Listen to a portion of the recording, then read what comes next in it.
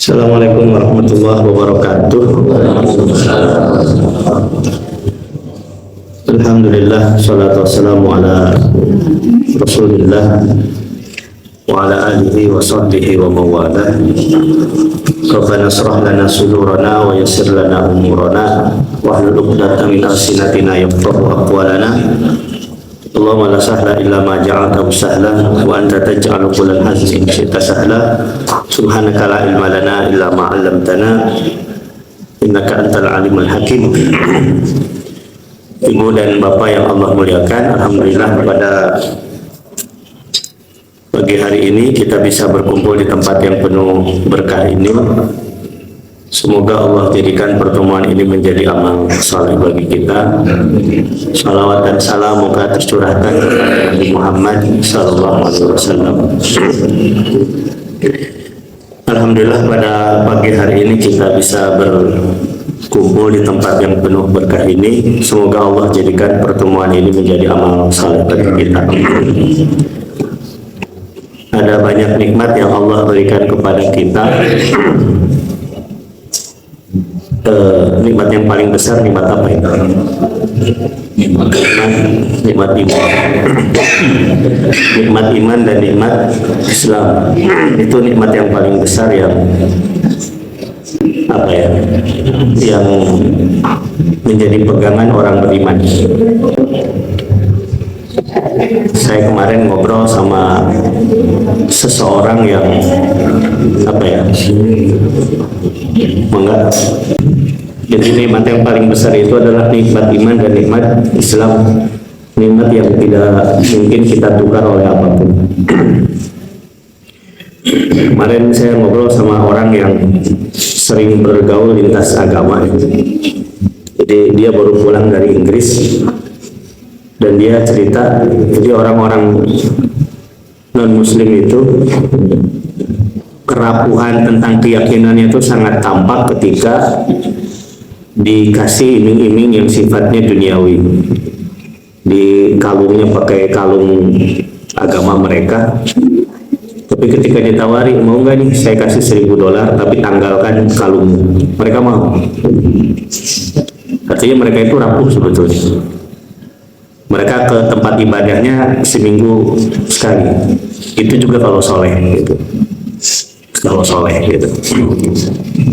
Tapi kalau kita enggak, kita itu kan setiap hari sholat 5 waktu dan konsep keyakinan kuat, sehingga ditawari berapapun untuk menanggalkan keyakinan kita, kita tidak mau.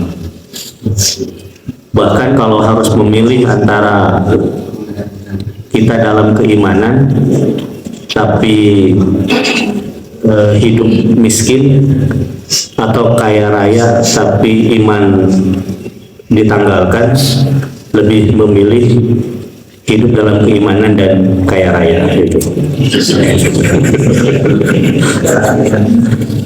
Betul nggak? Ayo doa ke Allah sok kagok gitu. Jadi fa idza sa'altumullah fas'alul firdaus. Kalau engkau minta surga, maka mintalah Firdaus, surga Firdaus, bukan Pak Firdaus. Kapan Pak Firdaus saya?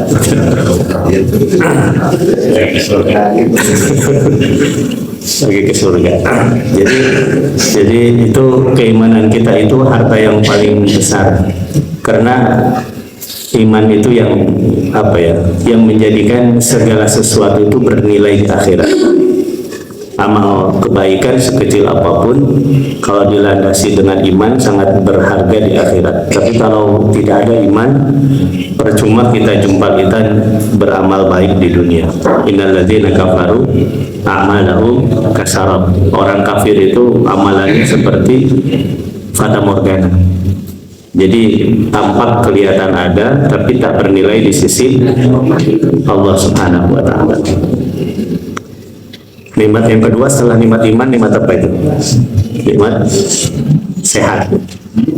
Itu nikmat yang paling besar yang sering kali kita abaikan, dan demikian Rasul mengatakan nikmat yang paling besar setelah iman Islam itu adalah nikmat sehat.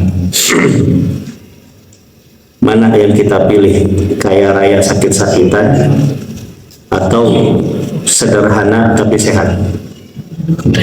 Kaya raya dan sehat. Nah, jadi tapi kalau harus memilih di antara keduanya, sehat itu lebih utama. Baru terasa nikmatnya sehat itu kalau Allah uji kita dengan sakit, atau baru terasa nikmatnya sehat itu ketika kita silaturahim menjenguk saudara kita yang sakit. Betul ya Pak Dokter ya, nikmat sehat itu berharga.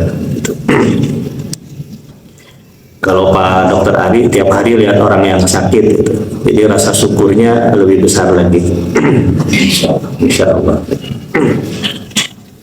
Kemudian setelah itu baru nikmat-nikmat yang lainnya, dan alhamdulillah sampai sekarang Allah masih mencurahkan kepada kita nikmat, dan yang tak kalah penting adalah nikmat umur, sehingga Allah sampaikan kita berada di penghujung bulan Ramadan belum mulai, di penghujung bulan Sya'ban. Dan insya Allah kita sekarang berada di bawah batu Ramadan, gerbangnya Ramadan. Artinya tinggal menghitung hari, tidak sampai minggu ya. Kita insya Allah saum tanggal 1 Ramadan. Betul ya, bertepatan dengan keyakinan masing-masing. Ya itu boleh memilih di antara keduanya karena semuanya hasil ijtihad. Artinya menetapkan, masuk ini penetapannya, hadisnya adalah eksplisit, jelas, mau hisab maupun ru'yah, tapi pengamalannya itu adalah ijtihad. Kan Nabi mengatakan kedua hadisnya itu ya, asyahru hakada wa hakada wa hakada, satu bulan itu segini, segini dan segini. Berarti apa? Bilangannya. Itu hadisnya jelas. Tetapi menghisabnya itu adalah ijtihad. Yang kedua, sumu li ru'yatihi wa aftiru li ru'yatihi, saumlah ketika melihat hilal dan berbukalah ketika melihat hilal. Itu hadisnya jelas. Tapi mengamalkannya, prakteknya, meneropong bulan itu adalah ijtihad juga. Dan ijtihad itu selama sudah dilakukan SOP-nya, insya Allah kalaupun meleset dapat 1 pahala, kalau benar dapat 2 pahala. Dan selisih 1 hari itu adalah perselisihan yang wajar. Jangan sampai selisihnya sampai 3 hari. Kita sudah saum, Pak Anto 3 hari kemudian. Kita tidak normal selisihnya. Walaupun ada di Indonesia sebagian aliran yang selisihnya sampai 3 hari. Itu menurut saya itu sudah tidak wajar, tidak logis gitu. Entah pakai metode apa sehingga muncul sampai 3 hari perselisihan tersebut. Tapi kalau selisihnya 1 hari itu masih hal yang lumrah, masih hal yang wajar, dan kedua pendapat ini argumentasinya sangat kuat sekali. Nah, menyambut bulan Ramadan harus kita persiapkan. Ibarat tamu agung yang akan datang ke rumah kita. Seandainya Pak Prabowo mau datang ke rumah Pak Anto, pasti kan Pak Anto luasnya kaget, pasti akan mempersiapkan segala yang dipersiapkan. Pun juga seandainya kita ilustrasikan Ramadan itu tamu agung, pasti kita akan mempersiapkan Ramadan menyambutnya sebaik mungkin. Kalau di Mesir itu ucapan sambutan kemeriahan yang paling meriah itu adalah menyambut Ramadan, termasuk dibandingkan dengan hari raya kemerdekaannya. Hari kemerdekaan, hari rayanya, hari kemerdekaannya. Kalau di kita kan suka ada umbul-umbul ya, bendera apa di komplek-komplek gitu ya. Kalau menyambut 17 Agustus itu memang harus ya menyambut hari kemerdekaan. Tapi kalau di Mesir itu bukan hanya itu, termasuk menyambut Ramadan pun itu apa ya, dimeriahkan. Jadi dipasang umbul-umbul Ramadan Mubarak, Ramadan Karim gitu. Supaya orang itu antusias akan datangnya bulan Ramadan. Nah, di kita mungkin tradisi itu belum sesemarak di sana, tapi setidaknya kita menyemarakan hati kita untuk menyambut tamu yang agung ini, sehingga diri kita dan keluarga kita antusias menyambutnya. Jangan sampai Ramadan datang kita menganggapnya seperti bulan-bulan yang lain. Biasa weh gitu. Hanya bedanya pagi sahur, malam tidak. Ramadan yang lain tidak, bulan yang lain tidak sahur. Sholat seperti biasa, tidak meningkatkan kualitasnya. Dan yang perlu dicatat, selama puasa sholat itu hanya 3 kali, subuh, zuhur, dan asar. Itu ya, karena maghrib dan isya sudah tidak puasa. Nah, jadi kualitas ibadah harus dibedakan antara Ramadan dengan di luar bulan Ramadan. Nah, itu semua tidak akan muncul kalau kita tidak ada tarhib. Tarhib itu apa? Tarhib itu penyambutan yang istimewa. Jadi sering kita mendengar istilah tarhib Ramadan gitu. Ahlan wa marhaban gitu. Tarhib itu artinya penyambutan yang istimewa. Sama hanya kalau kita punya anak, itu kan kita senang ya menyambutnya. Beli pakaian bayi yang baru, beli sepatunya, beli segalanya. Itu penyambutan anak, tarhib. Nah, penyambutan Ramadan juga gitu. Tarhib Ramadan artinya menyambut Ramadan dengan istimewa supaya kita terasah, terpancing. Pas masuk Ramadan kita lebih semangat lagi dan membedakan Ramadan dengan bulan-bulan yang lainnya. Berharap nanti setelah Ramadan ada dampak positif bagi diri. Nah, materi kita sekarang kaitannya dengan tarhib Ramadan. Kita membahas seputar Ramadan yang mungkin ini setiap awal Ramadan sering kita bahas, tapi paling tidak menjadi pengingat. Karena biasanya ibadah yang jarang dilakukan itu suka lupa. Sama dengan sholat gerhana, Pak.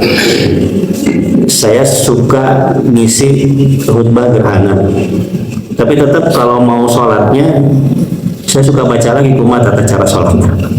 Takut lupa, karena sholatnya istimewa dibandingkan, masih istimewa itu lain dibandingkan dengan sholat yang lain. Nah, itu ibadah-ibadah yang jarang dilakukan itu harus kita ingatkan. Beda dengan sholat 5 waktu, itu kan setiap kali kita lakukan ya relatif ingat. Bahkan seringnya sudah hafal, sholat pun cepat sebagian. Kurang sholat cepet-cepet di atas apa gitu. Nah, ini Ramadan, tarhib Ramadan ya. Nah, sekarang kenapa Ramadan itu harus kita persiapkan dengan baik? Nah, ini tentang keutamaan bulan Ramadan. Ramadan adalah bulan diturunkannya Al-Quran. Syahrul unzila fihi Al-Quran. Syahrul Ramadan alladzi unzila fihi Al-Quran. Quran surat Al-Baqarah. Syahrul Ramadan alladzi unzila fihi Al-Quran. Bulan Ramadan yang diturunkan di dalamnya Al-Quran. Jadi ini memang para ulama berbeda pendapat ya. Ini maksud diturunkan itu dari mana ke mana? Apakah dari Lauhul Mahfuz ke langit dunia, ataukah dari langit dunia ke Nabi Muhammad SAW? Yang lebih kuat itu adalah dari Lauhul Mahfuz ke langit dunia. Karena kalau dari langit dunia ke Nabi Muhammad, surat yang pertama kali turun itu adalah Iqra bismi rabbikal ladzi khalaq, dan itu bukan bulan Ramadan. Ramadan syahrul unzila fihi Al-Quran. Dan segala sesuatu yang berkaitan dengan Quran pasti Allah istimewakan. Apa? Nabi yang pertama Nabi yang paling mulia adalah Nabi Muhammad. Allah turunkan wahyu kepadanya berbentuk Al-Quran. Allah muliakan Nabi Muhammad. Apalagi malaikat Jibril itu malaikat yang paling mulia. malaikat yang diperintahkan oleh Allah, tugasnya adalah menyampaikan wahyu, salah satunya kepada Nabi Muhammad, dan wahyu tersebut adalah Al-Quran. Allah muliakan malaikat Jibril. Malam yang paling istimewa malam apa? Malam Lailatul Qadar.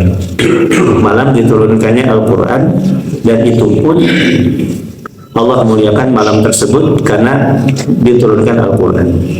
Dan bulan yang paling istimewa adalah bulan Ramadan karena di dalamnya diturunkan Al-Quran. Wallahu a'lam bishawab. Kemudian yang kedua, Ramadan itu mulia karena setan-setan saat itu dibelenggu, pintu neraka ditutup dan pintu surga dibuka. Ini ada perkataan Ibnu Rajab, itu beliau mengatakan, kaifa la yubashshar al-mu'min biyaumin biyaumin futihat fihil jinan.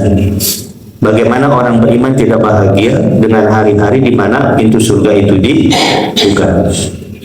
Wa kaifa la yubashshar al-mudhnib yughlaq fihi abwabun niran. Bagaimana tidak bahagia orang pendosa pada hari-hari di mana pintu neraka itu ditutup. Dan bagaimana mungkin tidak bahagia orang yang berakal pada hari-hari di mana setan itu dibelenggu, dan tidak ada hari tersebut kecuali bulan Ramadan. Jadi Ramadan itu pintu surga dibuka, artinya rahmat Allah itu ditebarkan. Pintu neraka ditutup, artinya Allah Maha penerima taubat. Secara hakikat demikian, tapi Ramadan taubat hamba lebih terbuka lagi, dan setan dibelenggu. Pertanyaannya, kenapa di bulan Ramadan kalau setan dibelenggu masih banyak yang melakukan maksiat? Kenapa ini? Saya tak juri kenapa?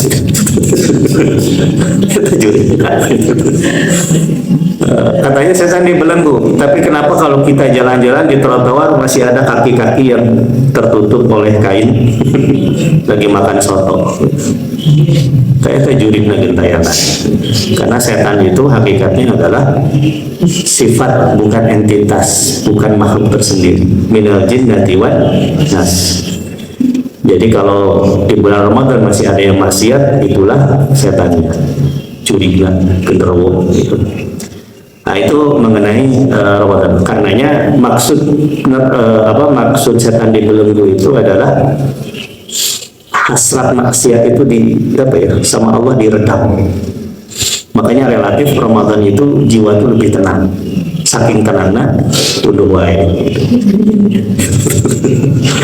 Itu mengenai Ramadan gitu ya. Kemudian yang ketiga, terdapat malam yang penuh kemuliaan dan keberkahan, yaitu 10 hari terakhir. Apalagi di masjid ini alhamdulillah sudah menjadi tradisi i'tikaf, menghidupkan malam-malam 10 hari terakhir dan diakhiri dengan sahur bersama. Semoga Pak Heri tidak mudik. Semoga Pak Heri tidak mudik sehingga bisa bekerja sama. Ramadan kemarin tidak ya. Tapi apapun itu kondisinya tetap kita memuliakan 10 hari terakhir dengan menghidupkan malam-malamnya gitu. Apalagi sekarang masjidnya sudah mantap. Kemarin makan-makannya di situ ya, di luar. Di sini nggak boleh makan-makan gitu. Jadi sudah istimewa masjidnya. I'tikaf nanti lebih nyaman lagi. Untuk akhwat pun alhamdulillah kamar mandinya sudah tersedia. Ini semua semoga menjadi ladang amal bagi warga yang berkontribusi untuk masjid ini, apapun kontribusinya. Dan alhamdulillah ini dirancang oleh ketua DKM kita seumur hidup.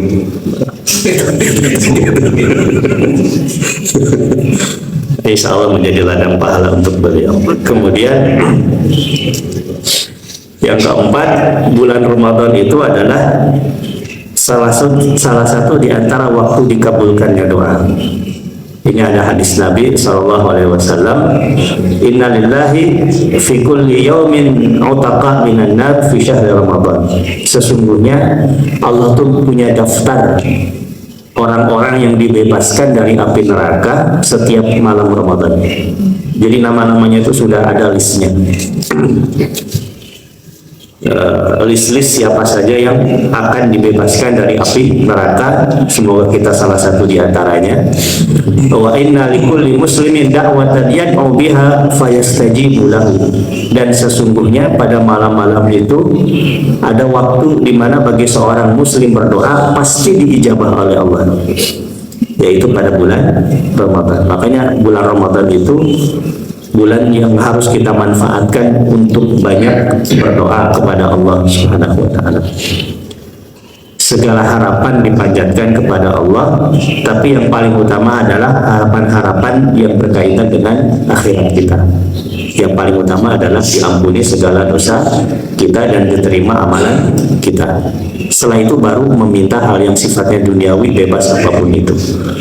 Mau dilancarkan karirnya, dilapangkan rezekinya, yang belum punya jodoh semoga dipertemukan, yang sudah punya jodoh jangan minta lagi, gitu. Kecuali kalau berani, gitu. Dan segala kebaikan itu panjatkan kepada Allah, dan semakin banyak doa yang kita panjatkan kepada Allah, Allah itu semakin suka. Beda dengan manusia. Manusia itu kalau sering diminta bosan. Walaupun yang diminta sedikit cuma 1000, tapi tiap hari real tinggali wajahnya juga. Tapi Allah beda, semakin kita menengadahkan tangan berdoa kepada Allah, Allah itu semakin suka. Karena Allah sendiri yang memerintahkan, ud'uni astajib lakum, berdoalah kepadaku. Ini perintah. Wal aslu fil amri lil wujub, asli perintah itu hukumnya adalah wajib. Dan setelah Allah perintahkan, Allah menjanjikan astajib lakum, pasti akan aku kabulkan, asalkan segala syaratnya dipenuhi. Nah, orang-orang salafus saleh itu mereka bahagia menyambut bulan Ramadan. Ini seperti yang tadi disampaikan lah. Waqala Ibnu Rajab rahimahullah, Ibnu Rajab mengatakan, kaifa la yubashshar al-mu'min bi fathi abwabil jinan. Bagaimana tidak bahagia seorang mukmin dengan dibukanya pintu surga. Wa kaifa la yubashshar al-mudhnib bi ghalqi abwabin niran. Dan bagaimana mungkin tidak bahagia seorang pendosa dengan ditutupnya pintu neraka. Wa kaifa la yubashshar al-aqil bi waqtin yughallu fihi asy-syaitan. Dan bagaimana mungkin tidak bahagia orang yang berakal dengan waktu di mana padanya ditutup, dikunci, dikerangkeng setan. Min aina yushbihu hadzal zaman. Dan waktu apa yang bisa menyerupainya selain bulan Ramadan. Jadi peristiwa itu hanya terjadi pada bulan Ramadan yang insya Allah beberapa hari lagi akan datang dan akan kita sambut.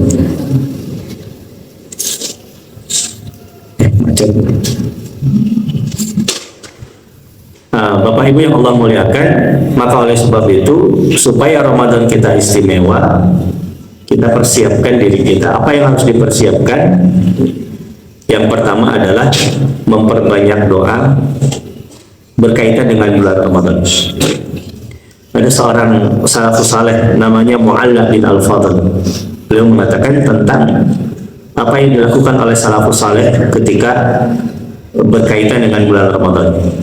Beliau mengatakan, kanu yad'una Allah sittata ashhur ayyuballighahum Ramadan.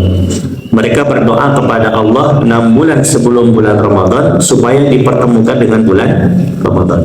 6 bulan sebelumnya. Sekarang bukan sebulan sebelumnya, sekarang sudah seminggu kurang. Tapi ini 6 bulan sebelumnya mereka sudah meminta kepada Allah, ya Allah sampaikanlah kami dengan bulan Ramadan. Karena tidak ada jaminan kita akan sampai walaupun tinggal menghitung hari. Walaupun tinggal menghitung jari, bukan sabar jari. Walaupun tinggal menghitung hari, tidak ada jaminan.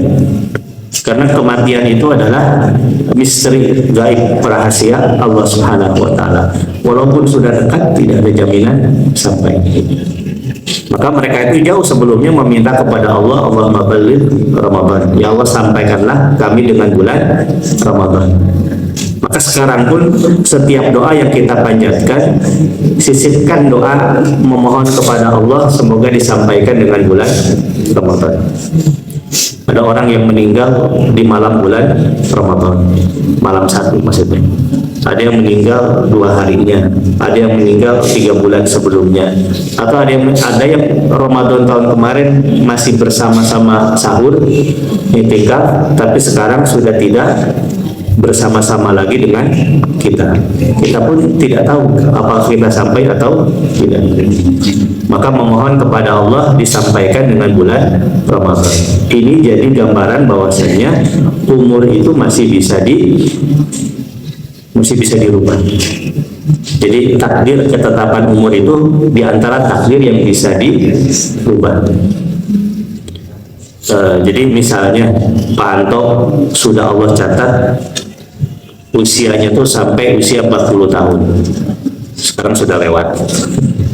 Tapi ternyata jauh sebelum 40 tahun banyak berdoa kepada Allah, ya Allah panjangkanlah usiaku, perbaikilah amalanku. Allah panjangkan sampai 150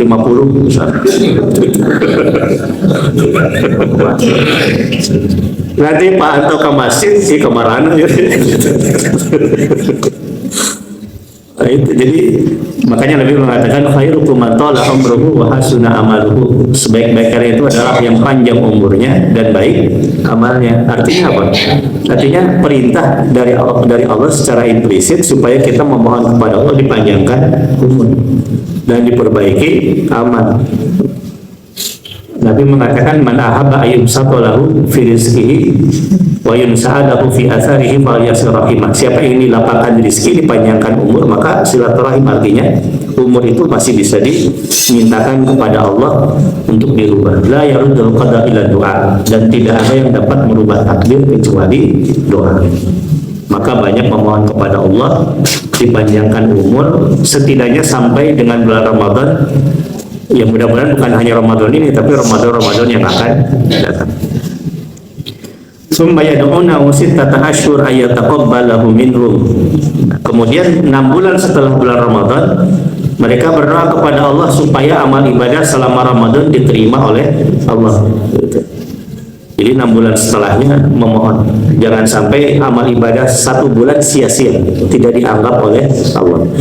Jadi 1 tahun itu dalam doa itu tidak pernah lepas dari penyisipan doa berkaitan dengan bulan Ramadan. Nah, ada pun doa yang dicontohkan oleh Yahya bin Abi Katsir, salah seorang ulama, beliau mengatakan di antara doanya itu adalah Allahumma salimna ila Ramadan. Ya Allah, selamatkanlah kami sampai bulan Ramadan. Selamat itu artinya jauhkan dari sakit, jauhkan dari usia pendek, sehingga sampai dengan bulan Ramadan. Wa salim lana Ramadan, dan sampaikanlah Ramadan kepada kami. Wa tasallamhu minna mutaqabbalan, dan terimalah amal ibadah yang kami lakukan nanti ketika bulan Ramadan. Jadi banyak berdoa.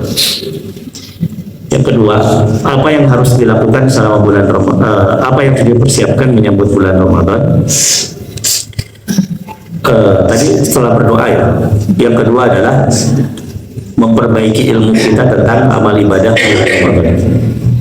Ini bulan yang hanya 1 kali dalam 1 tahun, maka kita harus merefresh, memperbaiki lagi pengetahuan kita. Imam Al-Ghazali mengatakan al-ilmu bila amalin junun, ilmu tanpa amal itu kegilaan. Jadi kalau punya ilmu tapi tidak diamalkan itu gelo gitu.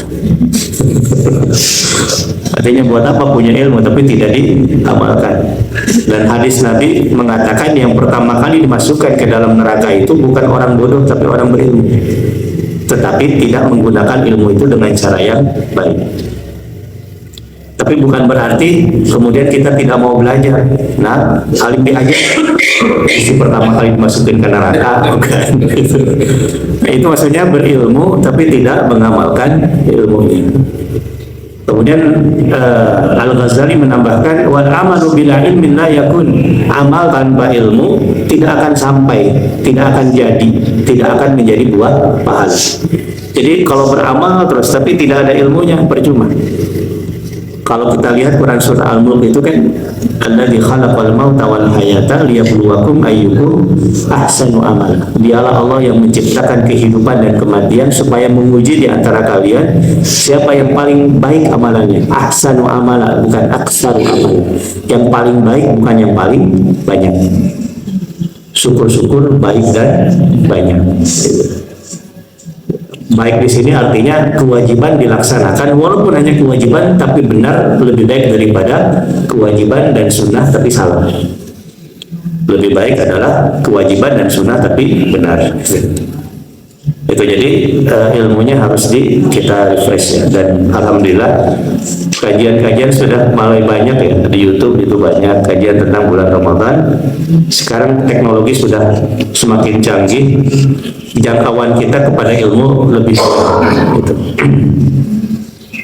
Itu tentang memperbaiki ilmu kita. Hal-hal yang berkaitan dengan bulan Ramadan, hal-hal yang membatalkan, hal-hal sunnah selama bulan Ramadan, itu harus kita pelajari. Kemudian yang terakhir, apa yang harus dilakukan menyambut bulan Ramadan? Meningkatkan amalan di bulan Sya'ban. Ini tinggal beberapa hari lagi, masih ada waktu kita pemanasan menyambut bulan Ramadan. Ini ada hadis Nabi SAW tentang bulan Sya'ban. Rasul mengatakan, "Dzaka syahrun taghfulun nas fihi anhu." Itu adalah bulan di mana orang banyak melalaikannya. Baina Rajab wa Ramadan, yaitu bulan antara Rajab dan Ramadan, berarti bulan Sya'ban. Wa huwa syahrun turfa'u fihi al-a'mal ila rabbil alamin, dan itu adalah bulan di mana amal saleh diangkat kepada Allah Subhanahu wa taala. Jadi Sya'ban itu segala amal baik diangkat kepada Allah, termasuk amal buruk akan diangkat kepada Allah dan menjadi catatan amalan kita nanti di akhirat.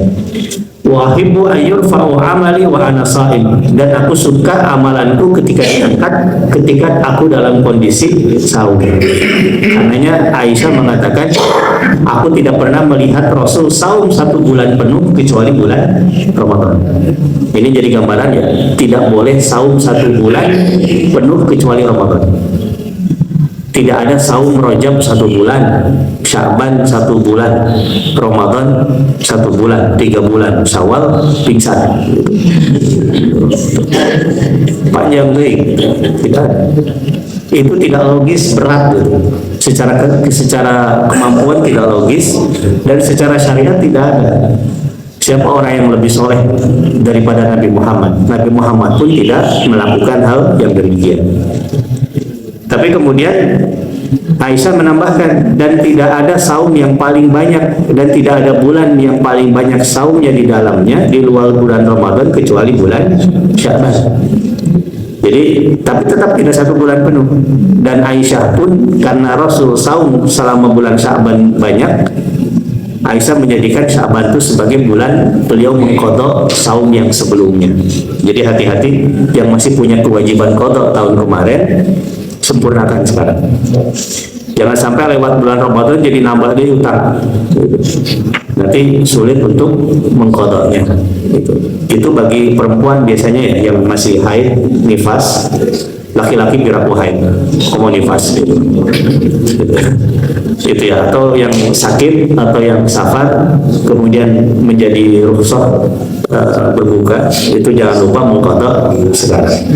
Jadi meningkatkan ibadah selama bulan Sya'ban.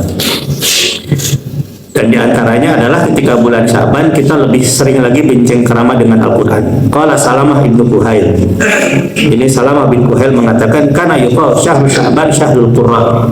Sya'ban itu adalah bulannya orang-orang yang dekat dengan Quran. Wa kana Habib ibnu Abi Thabit idza dakhala Sya'ban qala, Habib bin Thabit ya, bukan Ustaz Acep Habib. Habib bin Thabit idza dakhala Sya'ban, apabila masuk bulan Sya'ban, qala hadza syahrul qurra, ini adalah bulannya orang-orang yang dekat dengan Quran. Wa kana Amr bin Qais al-Mulai idza dakhala Sya'ban aghlaqa hanutahu wa tafarraga li qira'atil Quran.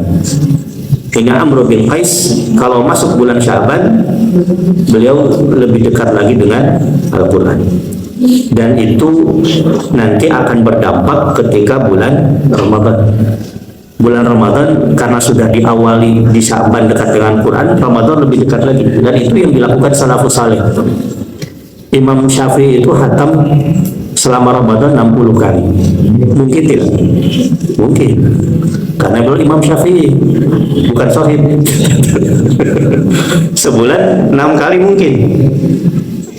Saya pernah lihat di YouTube itu ada orang yang bisa khatam dengan tartil, bacaannya benar, paling cepat 8 jam.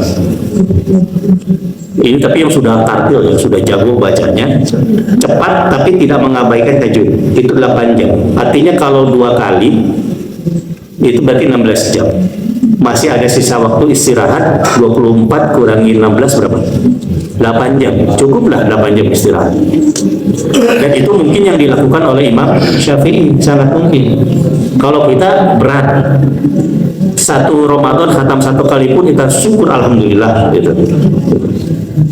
Jauh dari Imam Syafi'i. Tapi ini gambaran betapa motivasi para ulama dulu tentang Quran itu begitu kuat ketika bulan Ramadan.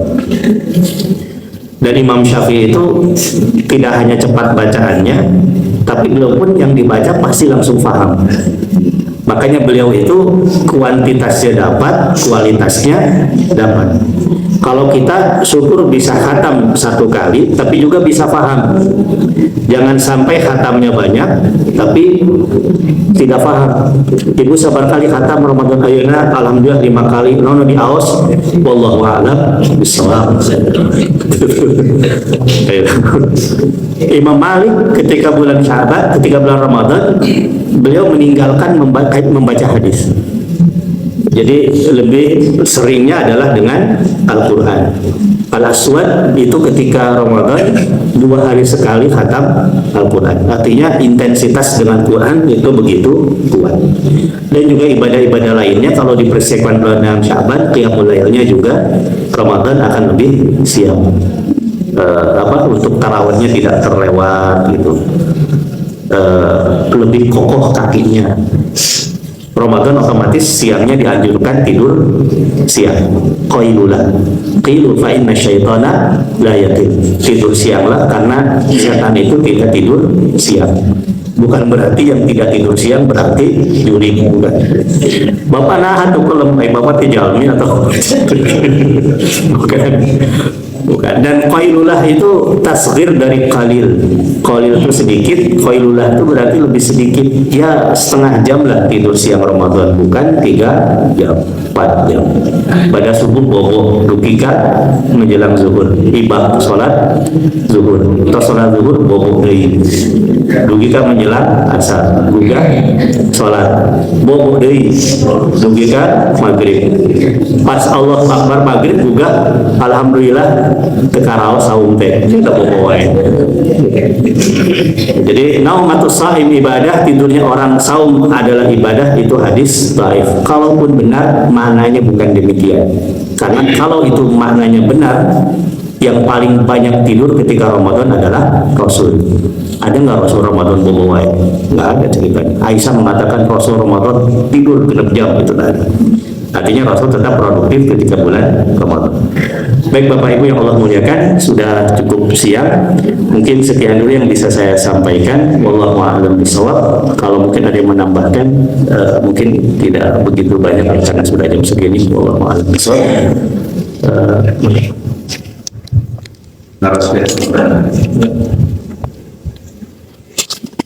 Assalamualaikum warahmatullahi wabarakatuh.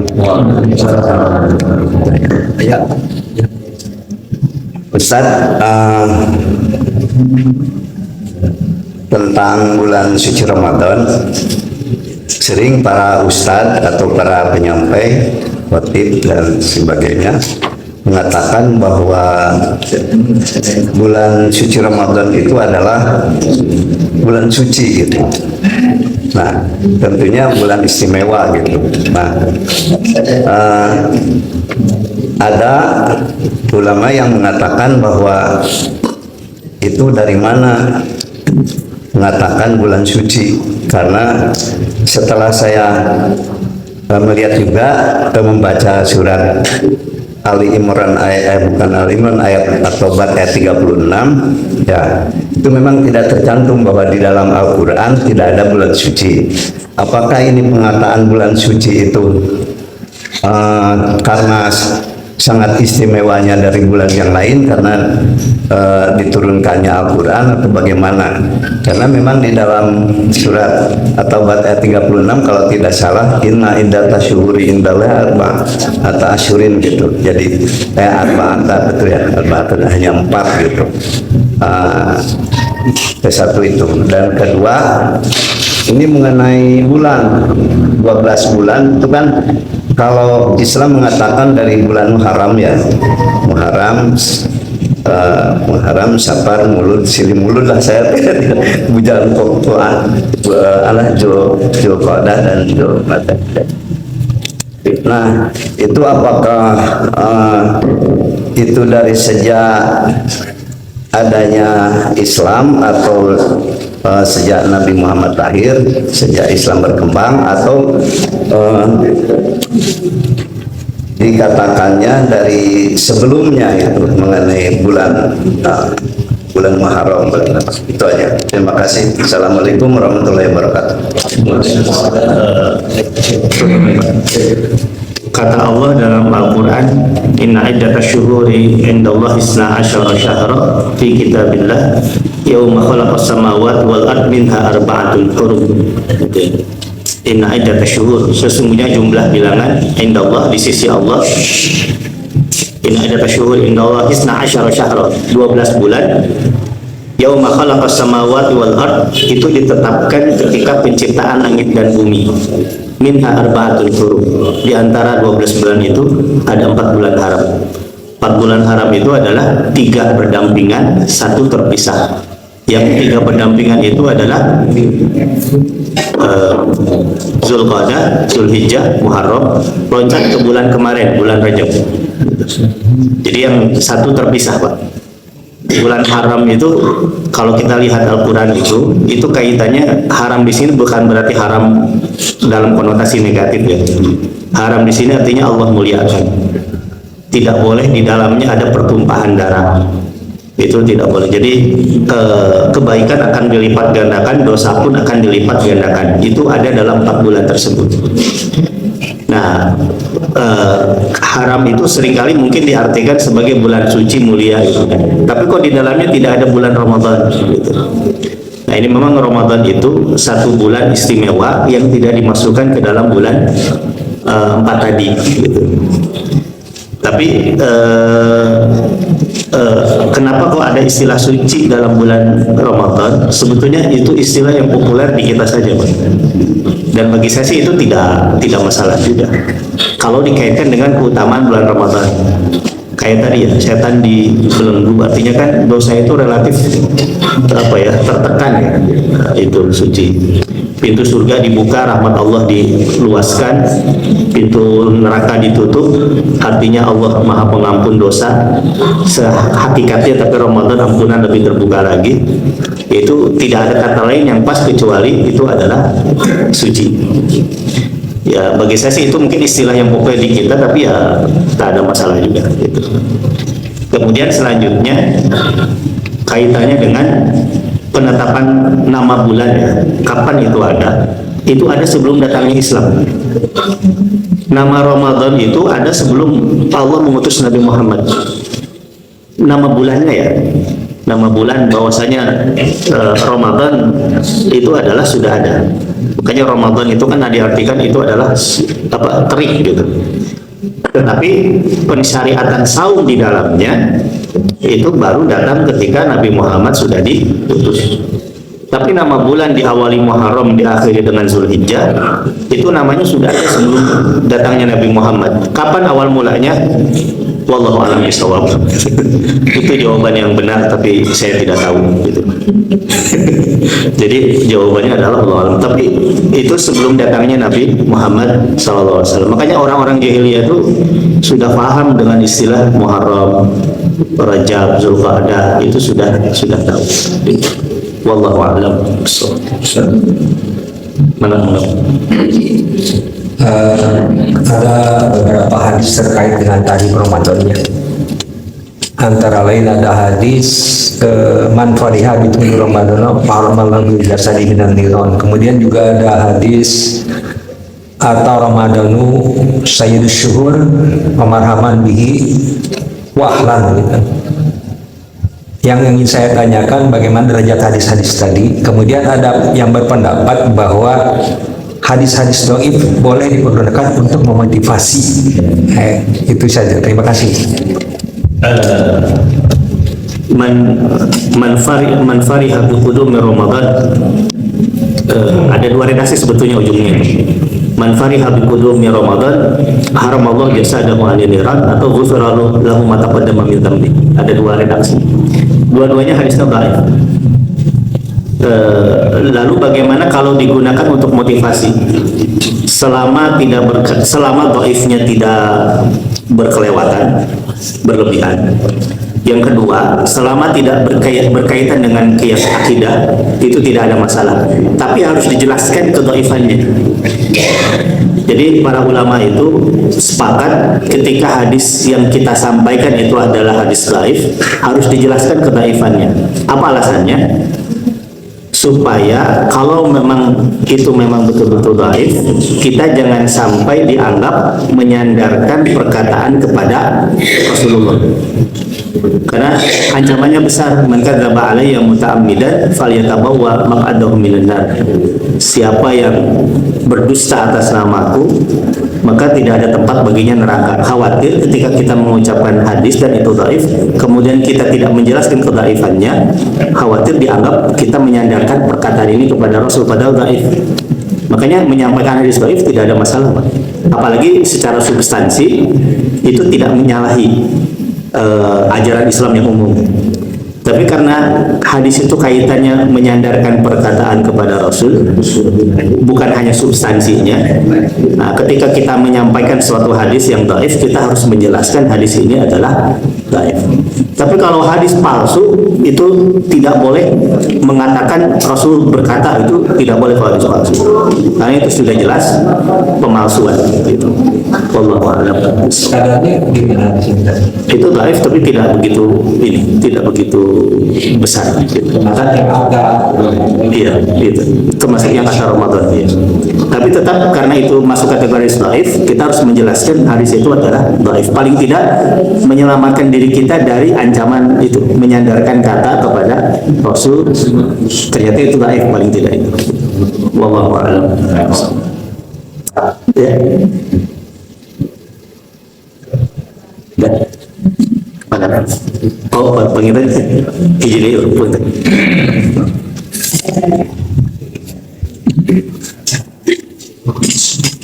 Yang pertama tentang ini, mohon maaf banyak soal anggap aja UAS. Yang pertama tentang ini mungkin sering berulang-ulang tentang saum bagi ibu hamil atau menyusui. Memang kan ada 3 pendapat kayak yang saya pahami. Ada yang qada saja, ada yang fidyah saja, atau ada yang qada dan fidyah. Nah, saya tuh baru mendengar bahwa menurut penceramah tersebut ya, bahwa qada bagi ibu hamil atau menyusui itu lebih dianjurkan gitu, lebih kuat gitu dia bilang begitu. Sedangkan kalau saya pakai dalil bahwa Islam itu memudahkannya, tidak menyulitkan, itu kan berat sebetulnya. Kalau misalnya ibu hamil itu kan tidak mungkin hanya 30 hari, bisa sampai 60 hari kan, dengan tahun berikutnya gitu, hamil dan menyusuinya gitu. Jadi kalau misalnya anaknya 300 hari gitu. Itu saya kebayang kalau misalnya itu dicicilkan saja Senin Kamis sampai 4 tahunan gitu ya. Nah, apakah itu kita bisa berargumen dengan seperti itu terlepas dari dalilnya seperti apa ya? Karena ya ada 3 pendapat itu gitu. Karena kalau saya pribadi lebih mudah fidyah lah gitu ya. Jadi nggak usah. Karena emang terlalu lama ya kalau sekarang hamil tahun depan belum bisa mengkodok karena kan keburu menyusui dan sebagainya itu ya. Biar tenang gitu, karena masih aja yang, karena dulu saya juga mengambil pendapat yang fidyah saja, jadi sudah tenang gitu kan.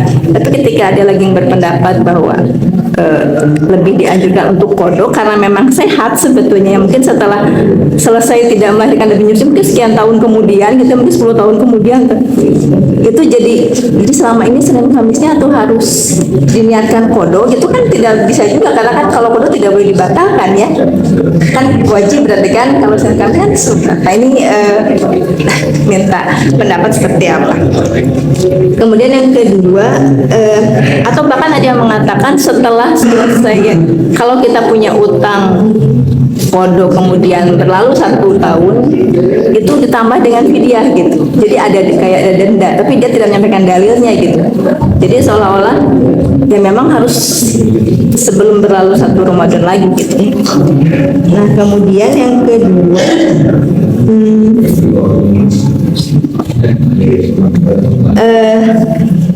sebetulnya kita kan sering ya tadi ada hadis karena setan dibelenggu gitu kan, kemudian pelipat gandaan amal. Nah apakah juga sebetulnya ada pelipat gandaan siksa gitu, karena kan logikanya sudah tidak ada setannya tapi masih berbuat maksiat gitu. Jadi kan ini kalau ada info bahwa siksa pun dilipat gandakan, orang kan jadi jauh lebih hati-hati gitu kan, tidak hanya melihat senangnya karena sekarang dilipat gandakan pahalanya, tapi iya sebaliknya juga ada gitu. Karena kalau nggak salah seperti di awal Dzulhijjah juga sama ya seperti itu. Nah yang terakhir,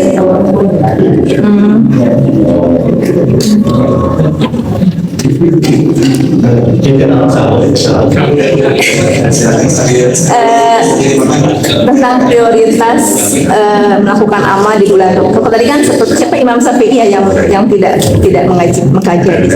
Nah, apakah bagi kita juga memang jangan baca buku yang lain, itu memang fokus baca Quran, mungkin baca artinya atau baca tafsir atau mendengar kajian. Jadi ini selain mungkin yang bekerja masih bekerja gitu. Jadi apakah ke sana arahannya gitu sehingga tidak menyalahi. Kemudian sayang gitu hanya memanfaatkan Ramadan untuk keutamaan. Terima kasih Jasa kalau. Jadi yang pertama kaitannya dengan kodok ya.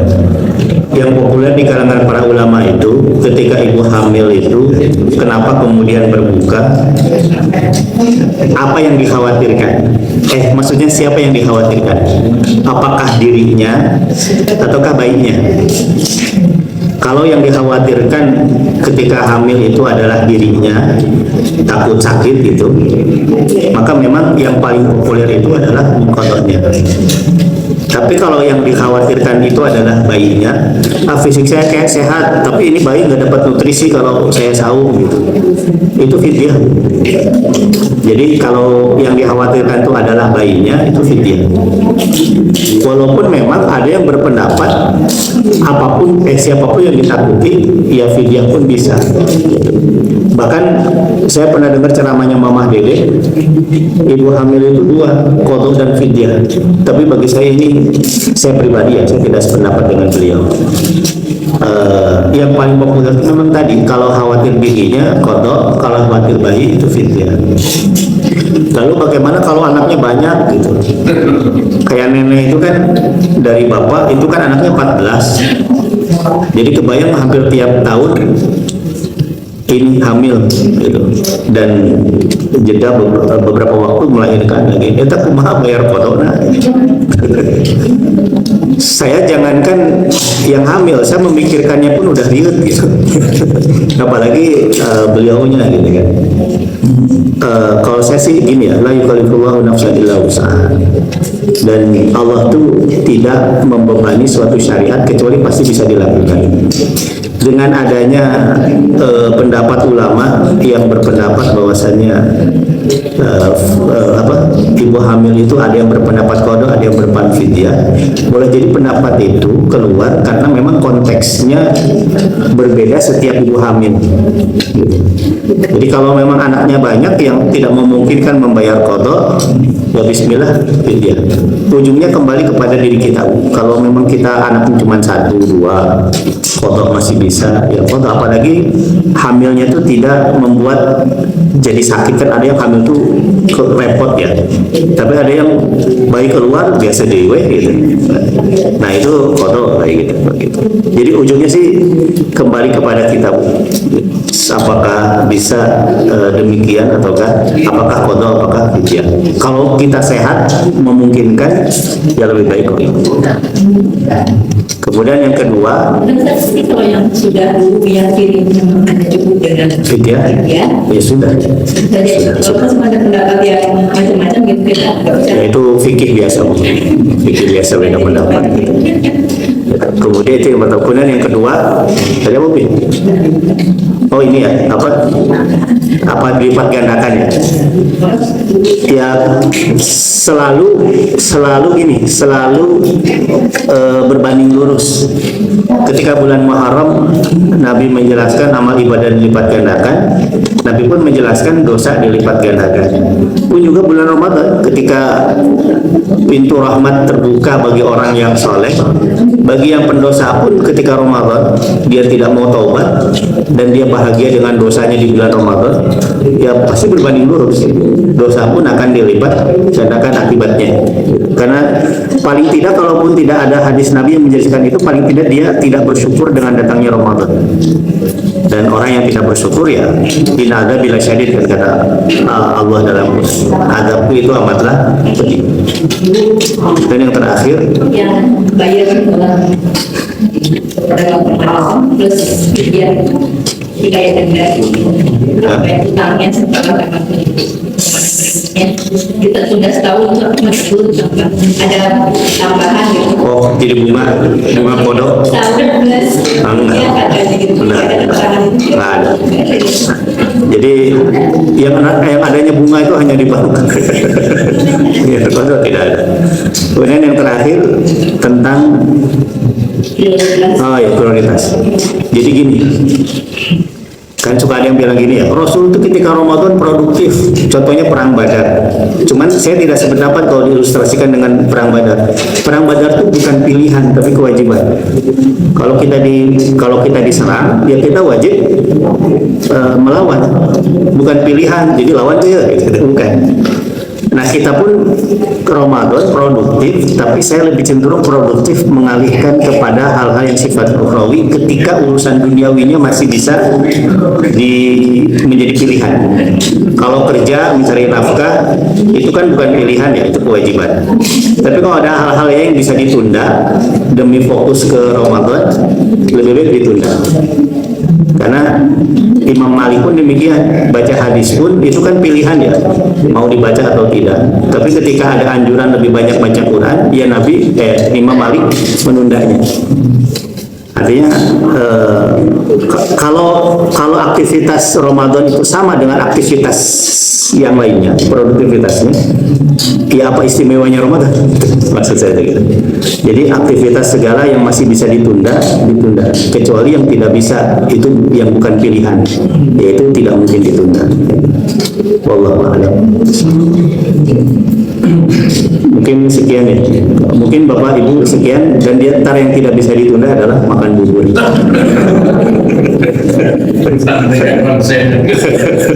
Enggak apa-apa, canda. Mungkin sekian dulu yang bisa saya bahas. Kita tutup dengan doa kafaratul majelis. Subhanakallahumma wa bihamdika, asyhadu an la ilaha illa anta, astaghfiruka wa atubu ilaik. Mohon maaf segala kekurangan. Sampai jumpa lagi di pertemuan yang akan datang. Assalamualaikum warahmatullahi wabarakatuh.